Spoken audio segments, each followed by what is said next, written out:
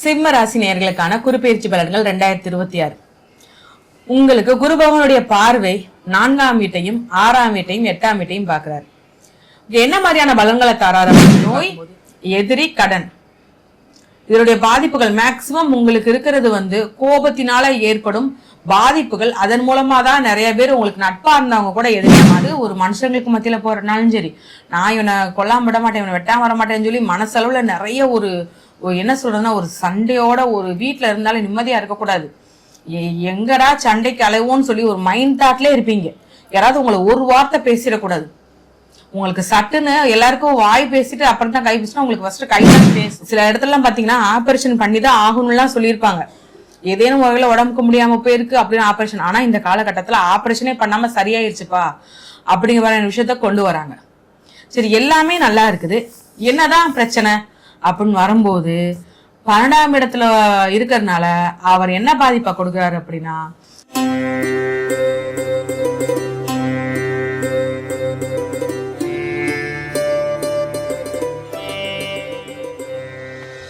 ஜோதிடர் யுகம் யூடியூப் நேயர்கள் அன்பர்கள் அனைவருக்கும் எம் யோகா பிரபாவின் அன்பான வணக்கங்கள்.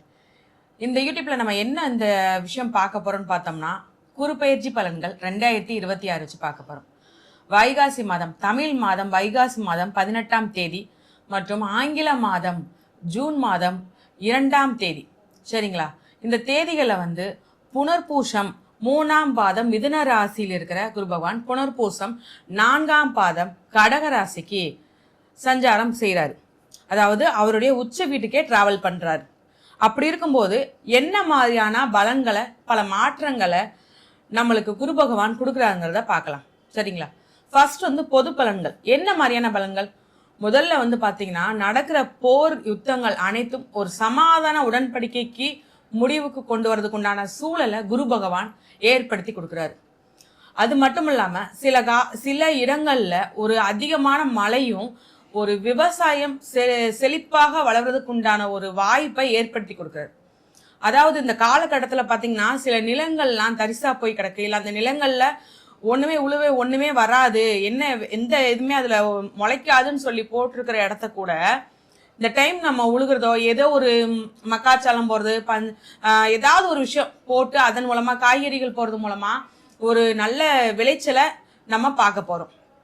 சில இடங்கள்ல ரொம்ப வறட்சி காணப்படக்கூடிய அதாவது அந்த மாதிரி விஷயங்களுக்கு அமைக்கக்கூடிய ஒரு மாற்றத்தை இந்த குரு பகவான் ஏற்படுத்தி கொடுக்கிறார். சரி, இது பொதுவா இதுக்கு சொல்லியாச்சு. அப்படின்னா பொருளாதாரம் எப்படி இருக்கு அப்படின்னா, பொருளாதாரத்தோட நிலைமை உயர்வைக்கு கொண்டு போறதுக்கு உண்டான ஒரு வழியை ஏற்படுத்தி கொடுக்கிறார். சரி, அப்படின்னா குரு பகவானோட பார்வை, பொது பார்வைன்னு நம்ம சொன்னோம்னா 5, 7, 9 சொல்லுவோம். ஆக்சுவலா எப்பவுமே ஒரு சிலர் சொல்லுவாங்க, பொறு பார்த்தால் கோடி நன்மைன்னு சொல்லுவாங்க. அப்படின்னா நம்மளுக்கு எல்லாமே நல்லதா தானே நடக்கணும், எல்லா ராசிக்கும் சூப்பரா இருக்கும், அதாவது பாக்குற இடத்துக்கும் நல்லா இருக்கும், இருக்கிற இடத்துக்கும் நல்லா இருக்கும்னு சொல்லி ஒரு சில மைண்ட்ல இருப்பாங்க இல்லையா? அவங்களுக்கு நான் சொல்றதுன்னா, பாக்குற இடத்த சூப்பரா வச்சுப்பாரு. இது வரைக்கும் பட்ட கஷ்டத்துக்கு நல்ல ஒரு பலனையும், நல்ல ஒரு என்ன சொல்றாங்கன்னா, இது வரைக்கும் போராடின கஷ்டத்துக்கு ஒரு நல்ல ஒரு வாழ்க்கையை ஏற்படுத்தி கொடுப்பாரு. ஆனால் அவர் இருக்கிற இடத்த ஒரு சின்ன எச்சரிக்கையோட, ஒரு சின்ன நீங்க இந்த டைம்ல நீங்க கவனமா இருக்கணும்னு சொல்லி நிறைய எச்சரிக்கை உணர்வையும் கொடுப்பார். அவர் இருக்கக்கூடிய வீட்டுக்கு என்ன மாதிரியான பலன்களை தராரு அப்படின்னா, கொஞ்சம் கவனம், எச்சரிக்கை உணர்வை தராரு. ரொம்ப நீங்க பயப்படுற அளவு எந்தவித பாதிப்புமோ, இல்ல அதனால ஐயோ ரொம்ப கஷ்டம், ஒரு சங்கடம் எதுவும் ஏற்படுமோலாம் எதுவுமே நீங்க பயப்பட வேண்டாம். ஜஸ்ட் எச்சரிக்கை உணர்வோட இருக்கணும், கவனமா இருக்கணும்ங்கிறத கொண்டு வர்றாரு. முதல்ல பாத்தீங்கன்னா, குரு பகவான் கால புருஷனுக்கு 4ஆம் வீடான கடகத்துல இருக்காரு. அது குரு பகவான் கால புருஷனுக்கு 8ஆம் வீடான அவர் எதை பாக்குறாரு அப்படின்னா, நம்மளுக்கு ஒரு விருச்சிகத்தை 5ஆம் பார்வையா பாக்குறாரு. அதே கால புருஷனுக்கு 10ஆம் வீடான மகரத்தை 7ஆம் பார்வையாய் பார்க்கிறாரு. காலபுருஷனுக்கு 12ஆம் வீடான மீனத்தை அவர் 9ஆம் வீடா பார்க்கிறாரு. இதை வச்சு ஒரு தனிப்பட்ட பொது பலன்கள் நம்ம என்ன சொல்ல முடியும் அப்படின்னா, முதல்ல பூமிக்கு அடியில இருந்து சில கனிம வளங்களை கண்டுபிடிப்பாங்க. தொல்லியல் ஆய்வாளர்கள் அவங்க மூலமா ஏதாவது ஒரு புதுசா ஒரு விஷயம் கண்டுபிடிக்கிறது, வரலாறு சம்பந்தப்பட்ட விஷயங்கள் சொல்லி நிறைய விஷயங்கள் கண்டுபிடிப்பதுக்கு உண்டான வாய்ப்புகள் இந்த காலகட்டங்கள்ல இருக்கு. புதுவிதமான கண்டுபிடிப்புகளா இருக்கும். மேலும் அவர் குரு பகவான் அவர் வீட்டுக்கே அவருடைய பார்வை, தான் வீட்டை தானே பார்க்கிறாரு. அப்படிங்கும்போது ரொம்ப சிறப்பான அதாவது மீன ராசிகளுக்குமே மெயினாக ரொம்ப சிறப்பான நிறைய பலன்களை அவர் தாராரு. இந்த மாதிரி பொது பலன்களை வச்சு பார்த்தாச்சு. இனிமே ஒவ்வொரு ராசிக்கும் 12 ராசிகளுக்கும் ஒவ்வொரு ராசிகளுக்கும் நல்ல பலன்களையும் என்ன மாதிரியான ஒரு கவனமான விஷயங்களையும் அவர் சொல்றாங்கிறத ஒவ்வொரு ராசியின் அடிப்படையில் நம்ம தொடர்ச்சியாக பார்க்கலாம். இந்த வீடியோவை முழுவதாக தொடர்ந்து பார்த்துக்கிட்டே வாங்க.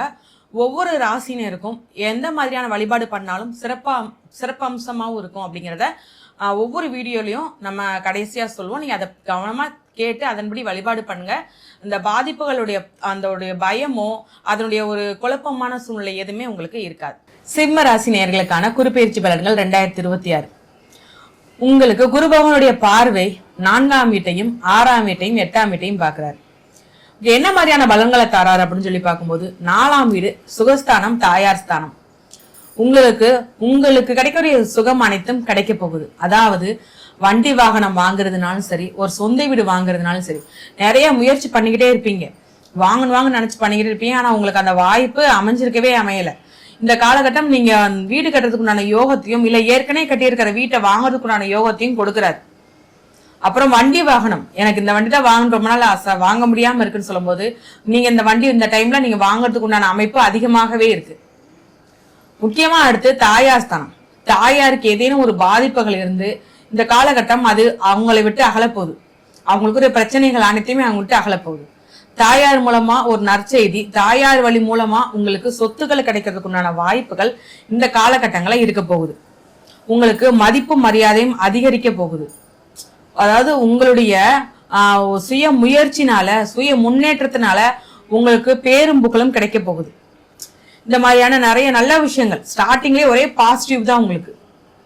6ஆம் பாவம் சொல்லும் போது ஆல்ரெடி நம்ம ஏற்கனவே சொன்னதுதான், நோய், எதிரி, கடன், இதனுடைய பாதிப்புகள் மேக்சிமம் உங்களுக்கு இருக்கிறது கோபத்தினால ஏற்படும் பாதிப்புகள். அதன் மூலமா தான் நிறைய பேர் உங்களுக்கு நட்பா இருந்தவங்க கூட எதிரியா மாறி இருப்பாங்க. அப்படி இருக்கும்போது இந்த காலகட்டத்துல உங்களுடைய கோபத்தை குறைக்கிறது மூலமா உங்களுடைய நட்பு வட்டாரம் உங்களை எப்பவுமே உங்களை சுத்தி இருக்கும். ஓகே, கணவன் மனைவிக்குள்ள பிரச்சனையாகி அவங்க ஒரு விவகாரத்து வரைக்கும் போயிருக்காங்க, அது பெரிய பிரச்சனையாச்சுன்னு சொல்றவங்களுக்கு இந்த விவகாரத்து பிரச்சனை வேண்டாம், நம்ம மறுபடியும் ஒன்னா சேர்ந்து வாழலாம்னு அவங்க 2 பேருக்குள்ளே ஒரு மன மாற்றத்தை கொடுக்குறாரு. மன மாற்றத்தை கொடுத்து ஒரு ஒற்றுமையை அதிகரிக்க செய்யறாரு. இது நீங்க அதாவது குழந்தைகளுக்காக நம்ம யோசிப்போம் சொல்லி ஒரு பெரிய தலைவுல ஒரு மாற்றத்தை அவர் கொடுக்குறாரு. பங்காளி சண்டை நல்லா பழகி நல்லா இருந்திருக்கும். ஆனா பங்காளி சண்டை ரொம்ப வருஷமா பேசாமலா இருந்திருப்பீங்க. உங்களுக்குலாம் இந்த பங்காளி சண்டை இந்த காலகட்டத்துல சரியாகிறதுக்குண்டான வாய்ப்பை கொடுக்குறாரு. சின்ன சின்ன பிரச்சனைனாலாம் வழக்கு போட்டு அந்த வழக்குக்காக நீங்க ஏறி இறங்கி இருப்பீங்க ஒவ்வொரு டைமும் கோர்ட்ல. அது எல்லாம் இந்த காலகட்டத்துல எடுத்த உடனே எனக்கு அந்த பிரச்சனையை சரி பண்ணிருமான்னு கேட்டா இல்ல, படிப்படியா கொஞ்சம் கொஞ்சமா அதன் பாதிப்புகள் குறைந்து நற்பலன்கள்ல சுத்தமா அந்த வழக்கு பிரச்சனையில இருந்து எல்லாமே உங்களை விட்டு அகலப்போகுது. மெயினா வெளிநாட்டு வருமானம் உங்களுடைய பிள்ளைகள் மூலமாகவோ இல்ல உங்கள் சகோதரர்கள் மூலமாகவோ இல்ல உங்கள் பெற்றோர்கள் மூலமாகவோ வெளிநாட்டு வருமானம் வரக்கூடிய ஒரு வருமானம் இருக்குது. இல்ல நீங்க இங்க இருந்தேவும் அங்க உள்ள ஏதேனும் ஒரு தொழிலையோ இல்ல ஏதேனும் ஒரு கம்பெனில இன்வெஸ்ட்மெண்ட் போட்டு ஏதேனும் ஒரு வகையில இன்வெஸ்ட்மெண்ட் போட்டு நான் பண்ண போறேன், ஏற்கனவே நான் பண்ணியிருக்கேன், ஆனா இதுக்கு முன்னாடி எனக்கு அந்த வருமானம் வரல, ஏமாற்றப்பட்டுட்டேனான்னு சொல்லி யோசிக்கிறவங்களுக்கு இந்த குரு பகவான் இல்லப்பா உன் வருமானம் தான் உனக்கு ரெட்டப்படியா கிடைக்க போகுது அப்படின்னு சொல்லி வெளிநாட்டு வருமானத்தை ரெட்டப்படியா கொடுக்குறாரு. அதுதான் பெரிய விஷயமா உங்களுக்கு மெயினா இருக்கு. அடுத்து இன்னொரு முக்கியமான விஷயம், ஆயுள் தீர்க்கத்தை கொடுக்குறாரு. போராட்டத்தெல்லாம் கடந்து வந்தாச்சு. அது ஒரு மனுஷங்களுக்கு மத்தியில போறனாலும் சரி, நான் இவனை கொல்லாம விட மாட்டேன், இவனை வெட்டாம வர மாட்டேன்னு சொல்லி மனசளவுல நிறைய ஒரு என்ன சொல்றதுன்னா ஒரு சண்டையோட ஒரு வீட்டுல இருந்தாலும் நிம்மதியா இருக்கக்கூடாது. எங்கடா சண்டைக்கு அலைவோன்னு சொல்லி ஒரு மைண்ட் தாட்ல இருப்பீங்க. யாராவது உங்களை ஒரு வார்த்தை பேசிடக்கூடாது. உங்களுக்கு சட்டுன்னு எல்லாருக்கும் வாய் பேசிட்டு அப்புறம் தான் கை பேசினா உங்களுக்கு ஃபர்ஸ்ட் கை தான் பேசும். சட்டுன்னு கை நீட்டிடுவீங்க. இல்ல நீ சண்டைக்கு வாவான்னு கூப்பிடுற மாதிரி அந்த மாதிரியான வார்த்தைகள் நீங்க உபயோகிப்பீங்க. இந்த காலகட்டம்லாம் அதெல்லாம் தப்புப்பா, நீ நிம்மதியோட இரு, நீ இப்ப அதாவது நீ இந்த மாதிரி வார்த்தைகளை உபயோகிக்காத, நீ வரைக்கும் பட்டது போதுன்னு நினைச்சனா அமைதியாருன்னு சொல்லி மண்ணில 2 தட்டி தட்டி உட்கார வைக்க போறாரு நம்ம குரு பகவான். அந்த தாக்கத்தை குறைக்கணும்னா நீ அமைதியா இருப்பா, அப்படின்னா நீ அடுத்தடுத்து முன்னேற முடியும்னு சொல்லி கொடுக்குறாரு. கருத்தரிப்பு, அதுல நிறைய ப்ராப்ளத்தை பார்த்திருப்பீங்க, ஒவ்வொரு இடத்துலயும் ஏமாற்றத்தை பார்த்திருப்பீங்க, பணம் தான் செலவழிஞ்சிருக்கும், ஆனா உங்களுக்கு ஒரு நல்ல விஷயம் நடந்திருக்காதுன்னு சொல்றவங்களுக்கு நீ வந்து யார் மூலமாவது குரு பகவான் என்ன பண்றாரு அப்படின்னா, இந்த இடத்துக்கு இந்த மாதிரி போய் பாருப்பான்னு சொல்லி யார் மூலமாவது உங்களுக்கு ஒரு வழியை காமிச்சு கொடுக்க போறாரு. அதன் மூலமா உங்களுக்கு கருத்தரிப்புல உள்ள இருக்கிற பிரச்சனைகள் அனைத்துமே சரியாக போகுது. இல்ல எனக்கு வந்து நான் என்ன பிரச்சனைனே தெரியல, எந்த ஆஸ்பத்திரியும் சொல்ல மாட்டேங்காங்க என்னன்னு தெரியாதவங்களுக்கு உங்களுக்கு உங்கள் உடல்நிலையில உள்ள பிரச்சனை என்ன அப்படிங்கிறது உங்களுக்கு தெரிய ஆரம்பிக்கும். ஏன்னா இத்தனை நாள் நீங்க அசால்ட்டா இருந்துட்டீங்க. இப்ப என்ன வயசாயிடுச்சு, நம்ம ஒரு 4 வருஷம் கழிச்சு குழந்தை பெற்றுக்கலாம், இல்ல 2 வருஷம் கழிச்சு குழந்தை பெற்றுக்கலாம்னு சொல்லி அப்படி ஒரு யோசனையில இருக்கும்போது, இல்லப்பா எது கூட நம்ம பார்த்துக்கலாம்னு உங்களுக்கு ஒரு யோசனை இந்த காலகட்டத்துல குரு பகவான் கொண்டு வராரு. அதன் மூலமா சில பேசிக்கா ஒரு சின்ன சின்ன பிரச்சனைகள் இருக்கும்போது அதை சரி பண்ணிடுவோம். அது சரி பண்ணாதான் குழந்தைக்கு உண்டான வாய்ப்பே இருக்குன்னு மருத்துவமனையில சொல்லும்போது அதுக்கு உண்டான ஒவ்வொரு ஸ்டெப்பும் நீங்க எடுக்க ஆரம்பிப்பீங்க. கணவன் மனைவிக்குள்ள ஒரு ஒற்றுமையும் ஒரு என்ன எதுனாலும் சரி விட்டு கொடுத்து போற தன்மையும் கொடுக்க போறாரு. உங்களை பொறுத்த வரைக்கும் நீங்க பேசினதான் சரின்னு ஒரு சில இடத்துல சொன்னாலும் உங்களுடைய வாழ்க்கை துணை உங்களை எந்த இடத்துலயும் விட்டு கொடுக்க மாட்டாங்க, உங்கள்கிட்ட விட்டு கொடுத்து போவாங்க. அந்த மாதிரியான ஒரு பேசினாதான் உங்களுடைய வாழ்க்கை துணை இருப்பாங்க. என்னதான் சண்டை இருந்தாலும் வெளியே இடத்துல ஒரு பெத்த, அதாவது தாய் முன்னாடியும் சரி, கூட பிறந்தவங்க முன்னாடியும் சரி, தாய் தகப்பன் முன்னாடியும் சரி, எந்த ஒரு விதத்திலையும் விட்டு கொடுக்க மாட்டாங்க. தன் பிள்ளைகளுக்கு மத்தியிலுமே அப்படித்தான்.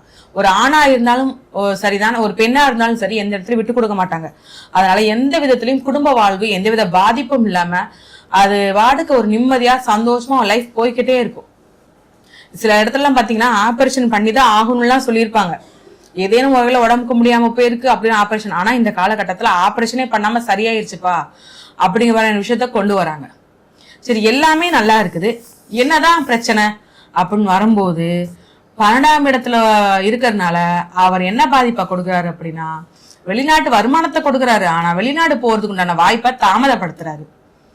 வெளிநாடு தான் போய் நான் இதைத்தான் பண்ணுவேன், நான் வின் பண்ணணும் அதுன்னு சொல்லி நம்ம முயற்சி பண்றத நீ கொஞ்ச நாள் நீ உள்ளூர்லயே இருப்பா, நீ எங்கேயும் போவேனா, நீ உள்ளூர்லயே படி, உள்ளூர்லயே வேலை பாருன்னு சொல்லி அந்த தாமதத்தை கொடுக்குறாரு. ஒரு நிம்மதி இல்லாத ஒரு தூக்கத்தை கொடுக்குறாரு. இதனால நிம்மதியா தூங்கியாச்சு, ஆனா இப்ப படுக்கும்போது ஏதேனும் ஒரு சிந்தனையிலே இருப்பீங்க. என்ன பண்ணனே தெரியல, இப்பயே நம்ம இதெல்லாம் போட்டு யோசிச்சுக்க இருக்கோம், நம்ம தூங்கணுமே அப்படின்னு அதுக்கப்புறம் தான் உங்களுக்கு தோண ஆரம்பிக்கும். ஏதாவது ஒரு போட்டு மைண்டை போட்டு குழப்பிக்கிட்டே இருப்பீங்க. இந்த மாதிரியான ஒரு விஷயத்த அவர் கொடுக்குறாரு. தொழில்ல கொஞ்சம் கவனமா இருக்கு, அதாவது விரைய செலவுக்கு உண்டான வாய்ப்பை அவர் கொடுக்கும்போது ஏன்னா திடீர் அதிர்ஷ்டத்தை கொடுக்குறாரு. 8ஆம் பார்வையா இருக்கும்போது திடீர் அதிர்ஷ்டத்தை கொடுக்குறாரு. ஆனா அவர் 12ஆவதுல வந்து இருக்கிறதுனால அவர் என்ன பண்றாரு அப்படின்னா செலவை கொடுக்குறாரு, விரைய செலவை கொடுக்குறாரு. அதுவும் எது வகையில கொடுக்குறாருன்னா தொழில் வகையில கொடுக்குறாரு. வருமானம் நல்லா வருது எல்லாம் ஓகே, அப்புறம் என்னப்பா கொஞ்சம் தானே செலவு அப்படின்னா இல்ல. ஏதேனும் ஒரு முக்கியமான ஒரு ஆர்டர் எடுத்து ஒரு வேலை பண்ணிக்கிறீங்க மிஷின்ல, ஒரு சின்னதா ஒரு பிரச்சனை ஆயிடுச்சு மிஷின்ல, நம்ம என்ன சின்ன பிரச்சனை தானே, இது ஏதாவது ஒட்டுப்பட்டா நம்ம வேலையை பார்ப்போம்னு சொல்லி அசால்ட்டா இருக்கும் போது அது என்ன பண்ணுது அப்படின்னா ஒரு பெரிய பிரச்சனைக்கு வழிவகுத்து ஏதேனும் வகையில ரிப்பேர் ஆகி போய் உட்காந்துருது. நாளைக்கே நான் ஆர்டர் கொடுக்கணும், ஐயோ என்ன பண்ணு சொல்லி அந்நேரத்துல நீங்க உட்காந்து புலம்புவீங்க. அதைத்தான் குரு பகவான் என்ன பண்றாருன்னா எச்சரிக்கை கொடுக்காரு. இந்த வழியில நீ என்ன பண்ணணும்னாப்பா, நீ சின்ன பிரச்சனையா அது 5 நிமிஷம் பிரச்சனைனாலும் அதை சரி பண்ணிட்டு உங்களுடைய வேலையை நீ அடுத்து பாருங்க அப்படின்னு. தாம்பத்திய சுகம், அதாவது இல்லற வாழ்க்கையில கணவன் மனைவி ஒற்றுமை இருந்தாலும் இல்லற வாழ்க்கையில வந்து கொஞ்சம் ஒரு சந்தோஷமும் நிம்மதியும் இல்லாம ஒரு இதை ஏற்படுத்தி கொடுக்கிறது. ஒரு முதல்ல 6 மாதம் இந்த பாதிப்பு இருக்கும், அடுத்தடுத்து இந்த பாதிப்புகள் சரியா போயிடும். இது பெரிதளவுல பாதிப்புகளோ பயப்படக்கூடிய சூழ்நிலையுமே இல்லை. அதாவது ஏதாவது ஒரு மனக்குழப்பத்தை கொடுக்குறாரு, எல்லா விதத்திலையும் நல்லதா கொடுத்துறாரு. அப்படின்னா எல்லாமே நல்லதா இருந்தா எப்படி இருக்கும்னு சொல்லி கண்டிப்பா ஏதாவது ஒரு விஷயத்துல நீங்க கவனமா இருக்கணும்ல.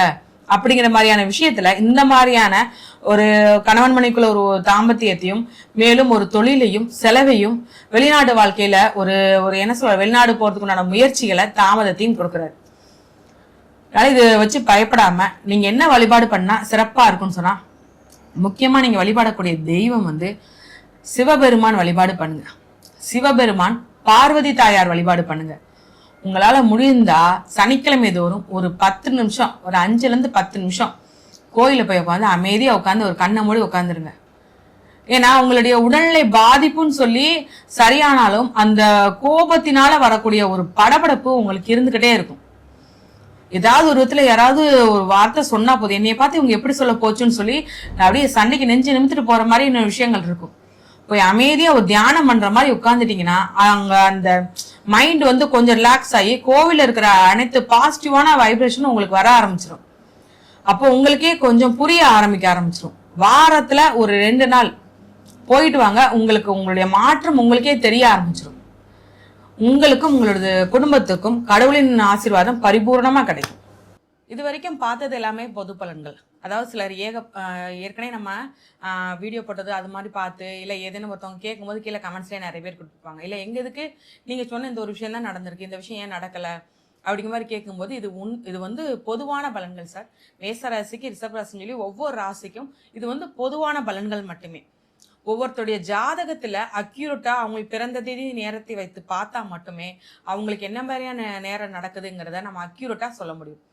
இதற்கு மேலும் உங்களுக்கு சந்தேகம் இருந்தால் உங்கள் ஜாதகத்து சம்பந்தப்பட்ட அனைத்து கேள்விகளையுமே கீழே உள்ள நம்பருக்கு கால் பண்ணியோ இல்லை வாட்ஸ்அப் பண்ணியோ டீட்டெயில்ஸ் கேட்டு நீங்கள் ஜாதகம் முழுமையாக பார்க்கும்போது உங்களுக்கு அதற்குண்டான உங்கள் கேள்விகளுக்கு அனைத்துக்குமே பதில் தெளிவாக தரப்படும். நன்றி, வணக்கம்.